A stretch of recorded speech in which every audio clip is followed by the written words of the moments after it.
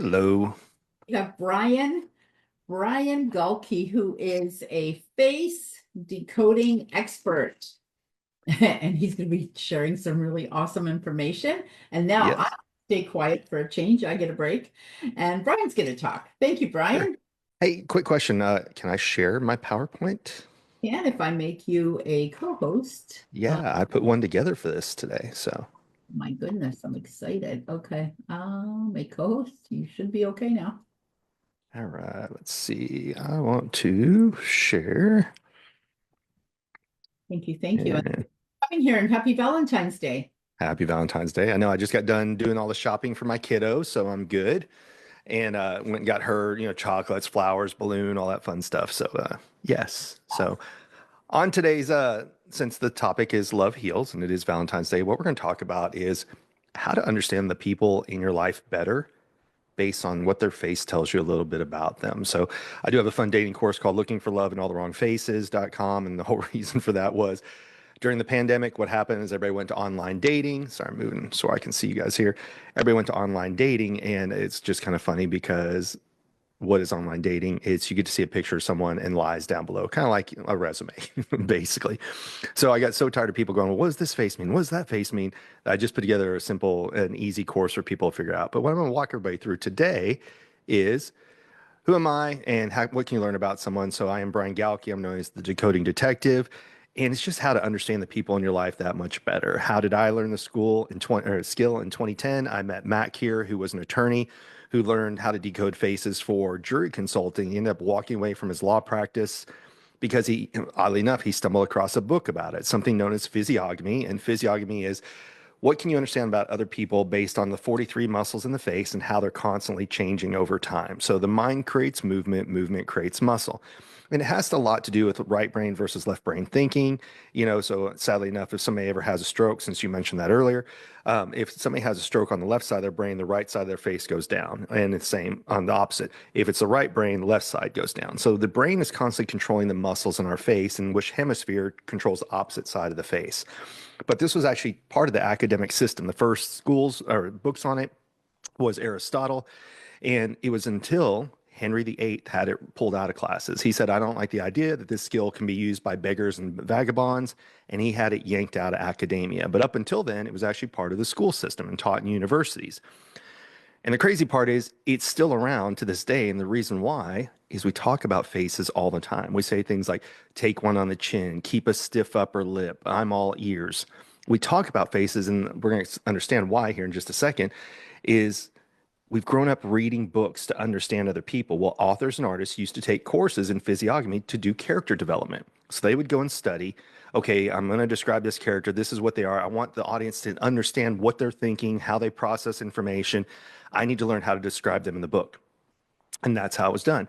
And then we've all grown up watching fairy tales, reading Disney movies, cartoons, you name it. Well, what happens is television even impacts us because they will alter an actor's face to fit the character of the mold. And you're going to see an example of that. So when we get to Spock, just remember, I told you this part now. But maps or faces are like maps, and that is where have you been and where are you today? And people ask all the time, what about genetics? Well, genetics is what you're born with, what you inherit. But the moment you're born, epigenetics comes into play, and that is how does the outside world impact you down to a DNA level? And like the guy in yellow, we all know somebody who's got big upper body and little tiny legs. That's not genetics. That's choosing what muscles to move in their body. And our face is the same way. We have thoughts, we make a funny face, and our faces change over time. Nobody ever wants to look at me once they find out what I do for a living. So here's a picture of me at 18 versus 38 and how much my own face changed over time. So you can see my ears used to stick out more. My eyebrows used to be straight versus angled like they are today. And then my eyes used to angle down quite a bit. So all those have changed over time. So our faces, as long as we're alive, our faces are constantly changing. They won't necessarily change today or tomorrow, but a few weeks, a few months of you having different thoughts can have that impact. So if you've seen somebody who's ever retired from a job they hated and their mouth used to turn down because why they frowned a lot, and all of a sudden they're smiling again, their face will actually change and we'll say to them, you look like a brand new person. That's the reason why.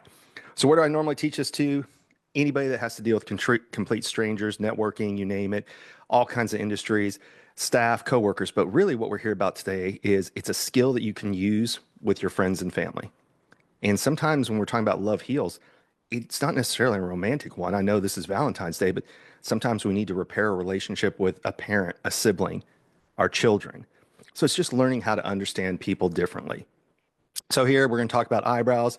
If you don't think eyebrows are important, go and Google people without eyebrows. And even the celebrities that we feel like we've known for such a long period of time, we don't feel like we know who they are once we take away that one feature. And people used to give me a hard time, like, oh, that's a horrible slide to leave up. I'm like, don't worry, I got you. Does it make a difference when we draw eyebrows on kids? So we perceive people based on their eyebrow more so than we realize we do. And one last example of that is if you have the same person here, we took away one feature, you always feel like you can talk to the person on the left, but not the person on the right. So what I really love about teaching eyebrows is because eyebrows lead to eye contact. That's a lost art this day and age. We're so fascinated with our phones and our smartwatches that we forget to make contact with the person that's in the room. So a few things you can look at is highbrow humor, lowbrow humor. We talk about faces again all the time like we talked about. So highbrow humor is when somebody tells you a joke and you have to think about it and then you laugh. Lowbrow humor is physical comedy, Three Stooges, Jackass, you name it, where you laugh instantly. Well, the reason we use those, it was meant to be as a class thing. Oh, it's highbrow or oh, that's lowbrow. But what it's actually referring to is eyebrow height on someone's forehead. So an easy analogy is imagine data has to race down someone's forehead to get into their eye. Well, the higher the eyebrow is like a speed bump. So I can only go so fast, go over the speed bump, and then try and speed up again. So when somebody has higher eyebrows, they don't like to be rushed to make a decision. However, if you see somebody like this, where their eyebrow is like sitting right above their eye, that's like putting a speed bump by the stop sign. You can race down that street and you only have to slow down at the last minute. So one of the industries I end up teaching this to is door-to-door salespeople. Why? They have 7 seconds before somebody pulls a gun, calls the cops, or slams the door in their face. But when you're talking to people you love, if you need to make a fast decision and your eyebrow's low and their eyebrow's high, then they are not going to be very happy with you if you keep forcing them to hurry up and make a decision.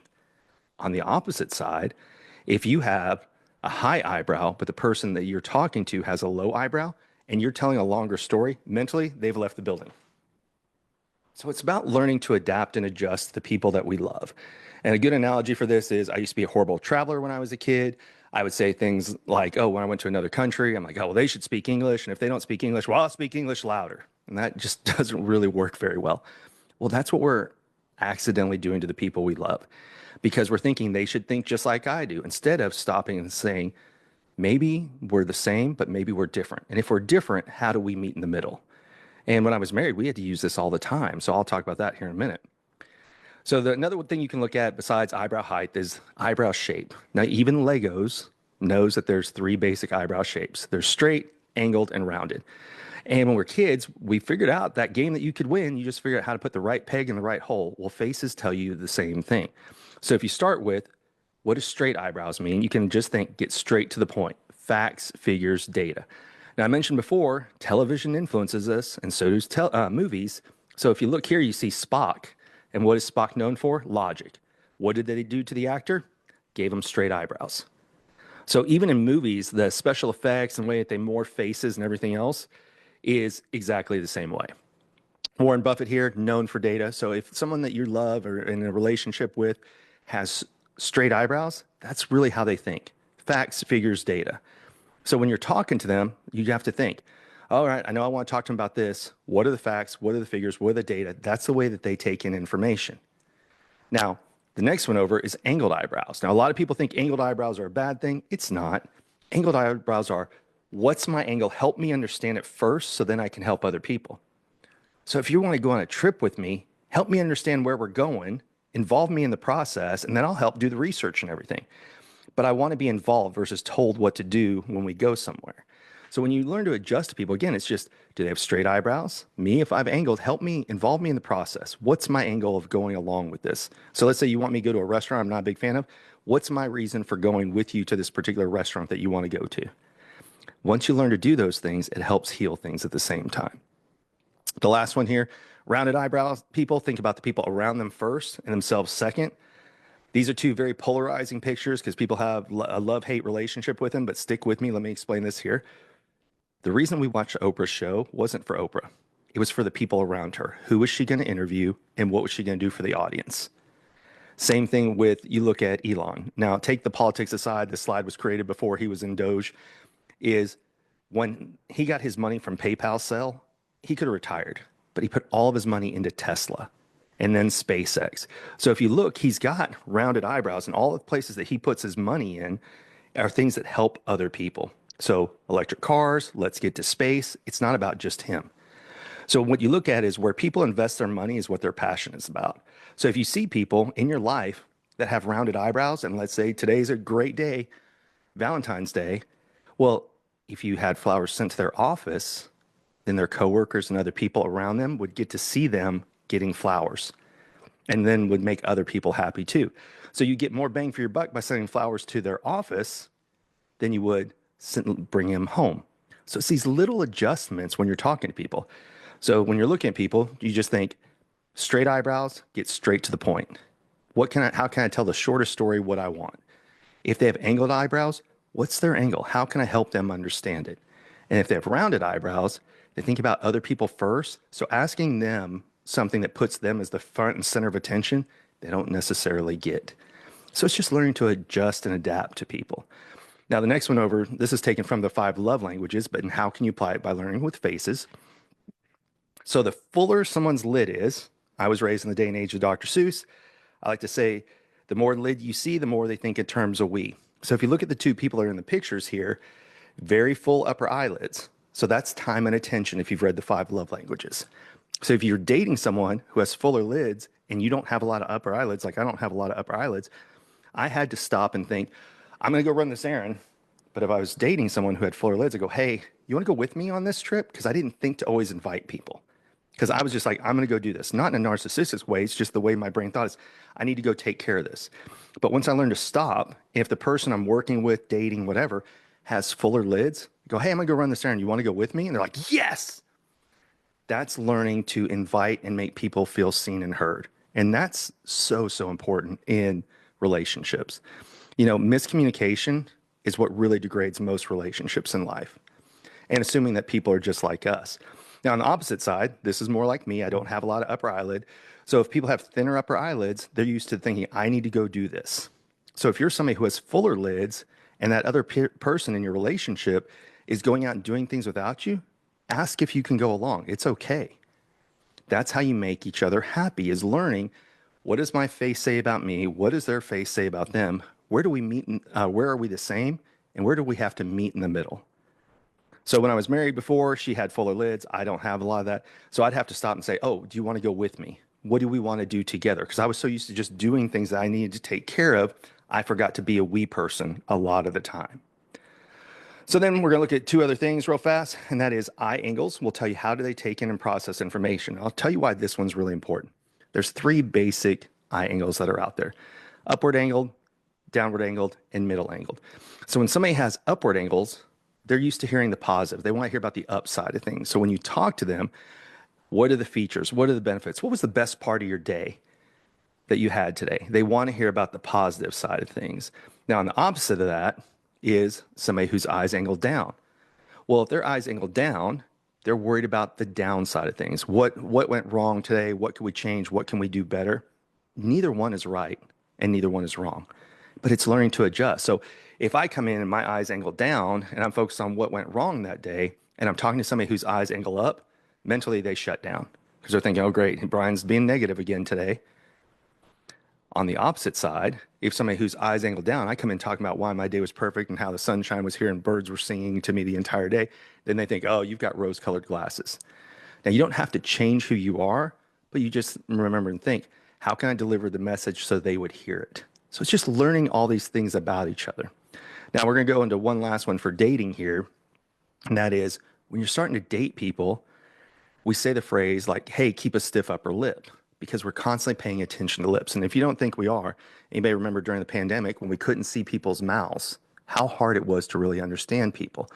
Well, when you look at lip size, like the first 2 people here have a thinner upper lip. Well, when we say the phrase, keep a stiff upper lip, we want someone to be stoic, stop sharing their emotions. So if you're getting to know someone, let's say it's new in-laws, let's say it's somebody you're dating, it's somebody you're in a relationship with, and they have a flatter upper lip, they don't tend to share information until they get very comfortable with people.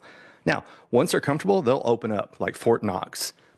But if you are starting to ask a lot of personal questions way up front, they feel like it's like this. You're too much in their face. So you just have to know to slowly wait for them to open up over time. So that's the thin lip, thin upper lip. Now, if you go to the middle, like these two people here, and they have a fuller upper lip, well, that lip is created by talking back and forth. So if you were, let me go back to the thin lip. If you were in a job where you weren't allowed to have a voice or relationship, you couldn't talk, we did a lot of lip suppression like this. And that will actually shrink our lips over time. So people go, oh, it's all genetics. It's not. It's use of the face and the muscles within the face. Now, with modern plastic surgery and everything else, the number one feature being done right now, lip enhancement. Why? Because when we have a fuller upper lip, we're seen as more approachable. And even before there was plastic surgery, look at older women in their 80s and 90s, they would, with red lipstick, would draw larger lips than they actually had. And so that was one of the things is we know that fuller lips are more approachable. If you go to a lot of former communist countries, you'll see a lot of thin upper lips. Why? You were not allowed to have a public opinion outside in the world. Literally, your life was at stake with having that. So if you go to a lot of former Eastern European countries, you'll see thinner upper lips. But when you see people, you can just think thin upper lip, keep it transactional, let them start sharing information. You can share a lot about yourself, and then when they decide to share, that's good. But make sure you just don't talk about yourself the entire time. You can ask them questions about work and things that they don't consider personal, but don't ask a lot of personal questions till they open up that drawbridge. If they have a fuller upper lip and you only talk about yourself or you keep it transactional, then I think, oh, so this person doesn't care about me at all. It's learning, once again, to just adapt to the person you're talking to. So some recommendations I do for men: if you have a mustache, you have a beard, trim that so we can see your upper lip, even if you don't have one. Because if it's hiding, then we think you're not approachable. So I've given that advice more than anything to men. You can have the ZZ Top beard, and as long as that upper lip is showing, completely fine. But when you hide that lip, it's like a barrier saying, stay away from me. Next one over is lipstick. So women, if you have a presentation to make, wear lipstick. It just draws more attention to your lips, especially if you have that little arrow right here called a Cupid's bow. It just helps with that. So when you're looking and talking to people, this is learning to appreciate who they are based on what their face tells you about them. Last one we're going to talk about today is a verbal affirmation line. So from the 5 love languages, words of affirmation are a big one for a lot of people. So if somebody you're wanting to get to know, you're in a relationship with, has that little line right here below the lip and above the chin, that's somebody who appreciates sincere verbal compliments. Some people are title, some people are praise, and some people are pay. This little line right here tells you that they're a praise thing. So a simple, not, hey, thanks for dinner, but wow, that pork chop was amazing tonight, goes a long way with that person. Now, the pork chop has to actually be amazing. Don't just make things up, because we can all tell when people are being insincere. But if I see that little line on people, you can't just say, hey, thanks for dinner. Be something specific that you appreciate that they did, because that's what fills their love tank when they're on here. So the last thing we're going to talk about, and this is a more generic thing, and that is, are you speaking their language? There's 3 ways that people take in and process information, and that is their auditory, their visual, or their kinesthetic. So if they're auditory people, like all the judges you see here on The Voice, larger ears, smaller eyes, not a direct one-to-one comparison, but in proportion to their face, all 4 of the judges have larger ears and smaller eyes. So I would use auditory terms to them. Hey, does this sound like a good idea? Do you hear where I'm coming from? Call them. Send them a voice text. Send them a video text when you want to keep in contact with them. I'm like these 4 or 3 gentlemen here. I'm more visual, less auditory. So when you're talking to me, text me, email me, send me a video text. I do love video text because when we're reading text, we can misread text, we can misread emails, but when videos, we get to see who the person is, what they're sharing. So even if you're thinking about someone and you want to send them a little love text, send them a love video. And if they can watch it, they'll appreciate that much more. Now, back to a story. When I was married, my ex was larger ears, so she was more auditory. I'm more visual. Well, we would drive each other nuts because when it was time to go to the store, she'd be like, okay, I need this, this, and this. I'm like, you better text it to me or give me a list or something. But when she was going to the store, whatever I needed, I kept wanting to text her. And she's like, stop texting me and just tell me what you need. So it's learning to adjust to the person that's doing you the favor is how you adjust. So we had to learn to meet in the middle. If she was the one going to the store, I had to tell her what I needed. If I'm going to the store, you better text me Because if not, I'm coming back with two of the right things and five of the wrong things. So it's learning to meet in the middle. And one that's a little bit harder to see is people who are kinesthetic. That's the wide area right here. They're kinesthetic, hands-on learners. Give them something to hold. So rather than send them a text like today's Valentine's Day, go pick them up a card and write in the card. Something that they can hold makes them happy. So that's how they learn is hands-on things. Pat on the back, rub their back to let them know that you care about them. It's these little things about our face that tells people the key to make us happy and how to understand us. And it's literally written all over their face. So I know we only had a short period of time today. So with kinesthetic people, what do you do again? Use action words, let them touch it. Huggers. Now, again, don't run around hugging everybody and go, well, this guy said that you got this area here. You have to judge some things. But when you see people in your professional life or in your personal life who have that, test it. Give them a pat on the shoulder. See what happens. But I guarantee you they're going to be huggers versus handshakers with what you do. So we covered a lot while we are here today. If you want to learn more, basically I put everything on social media. So TikTok, Instagram, Facebook, YouTube. Whatever you need, get with Steven right now. He has open work order day. So yeah, just reach out, any questions. But the thing that we do by accident is we make it about the way that we take in the world versus how everybody else takes in the world.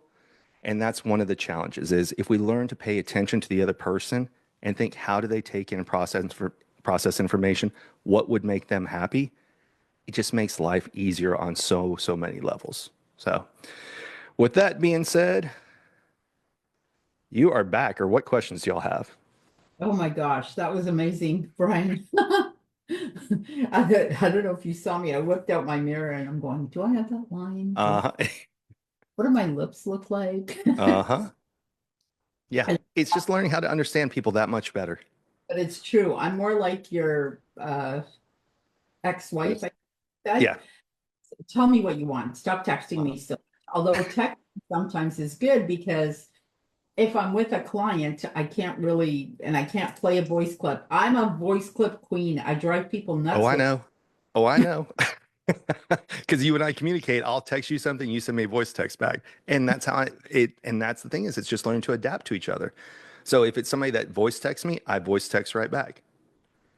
I love that. And I appreciate it because I'm up fast. Tell it to me fast. Don't give me the long version because I by the time you're halfway done, I'm going to lose you. Yeah. What was the beginning of the sentence again? And also, I don't know if that's an age thing too, but as I get older, I have like less memory. So tell me quick and tell me if you can. The only time I can't listen is if I'm on a Zoom or if I'm with a client and I'm showing a house and I don't want to be playing a voice clip. But usually if they're upstairs and I'm downstairs, I can play the voice clip and I hold it up to my ear and it's all good. And that's just it. Modern technology, like I'll ask people all the time, are you auditory or visual? They're like, oh, I'm auditory because I listen to Audible all the time. I'm like, I get that. That's because you can take Audible with you or a podcast with you. But if you had an hour at home, would you pick up a book or listen to it? They're like, oh, I'd pick up a book. I'm like, see, then you're visual. So people don't know what they are today. That's why this is such an unfair advantage is sometimes people don't even know who they are, how they take in information because they're thinking about how they do things in the present versus what are they passionate about. So here's an interesting fact. I really enjoy reading books. That's something I typically allow myself. Well, once when I did it with Jose, I did the 75 hard. Yeah. And now we did the executive edge thing, which was, so we were required to read 10 chapters, not 10 chapters, 10 pages. So I did it for that reason. But reading a book is something I do on an airplane or on vacation. But I'm an Audible girl, primarily because I am on the computer a lot. And get sore. I don't want any more stress. I want to shut down and I want to listen to the book. That's my, I don't know. I guess maybe that's. I take it with me to the gym. I take it to me, while I'm driving. I can't tell you what popular music is until my daughter tells me because I don't listen to the radio.